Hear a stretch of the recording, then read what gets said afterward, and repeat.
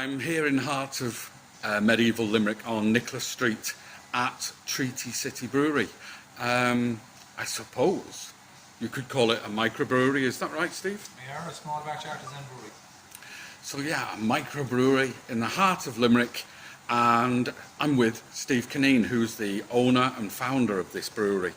But today, instead of talking about beer, I'm going to ask you about your childhood.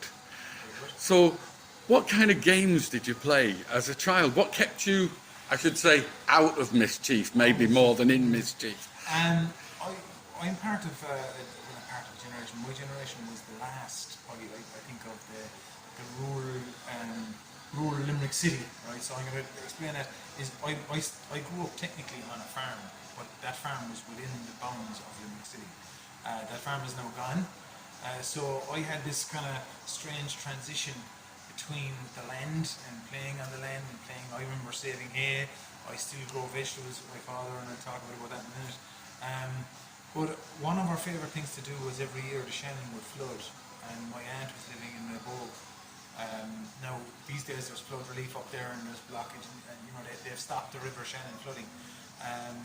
But we would build rafts, and we would literally go Huck Finn style. And we would go and float on the Shannon. We would steal local barrels, would you believe, from Richmond Rugby Club. Ah, they're barrels of... Yes, empty barrels of stout, and we'd lash them to pallets, and we would make rafts, and we would actually go down to the Shannon. We'd go fishing on the Shannon, and it was unusual because we were technically growing up in an urban environment in the city, right? But we had this kind of rural element to what we were growing up, so... Yeah. Fabulous. So, yeah, I suppose you hinted at something there. You mentioned growing veg with your father. Is there any kind of old family traditions, anything that's been handed down through the families that you still do today? So, like, we still grow. So the Cuneens originally, my people would have been farmers, right? Originally, they would have been market gardeners. They would have sold into the four main markets in Limerick over the years. My great-grandfather, my grandfather, my father. I still grow vegetables. No, we don't grow commercially anymore. We have a polytunnel above in my father's has still a bit of ground, and we have a polytunnel up there. But we still grow veg. Now it's for the family and stuff, but we grow heritage tomato. We grow all of the traditional Irish root vegetables, carrots, parsnips, turnips. We keep bees. And we would still, so that's a tradition that has come through many generations of my family. They were originally from Park, which is like the breadbasket of Limerick, just over there where Corbally is. And they were small market gardeners. So we still grow that, and my element or my addition to that has been, we grow tomatoes. So I actually bring in heritage seeds of tomatoes in from the US, and we grow heritage tomatoes just for ourselves again, but it's still a tradition. We're still growing with our hands in the ground, but it's a kind of a new element to that tradition.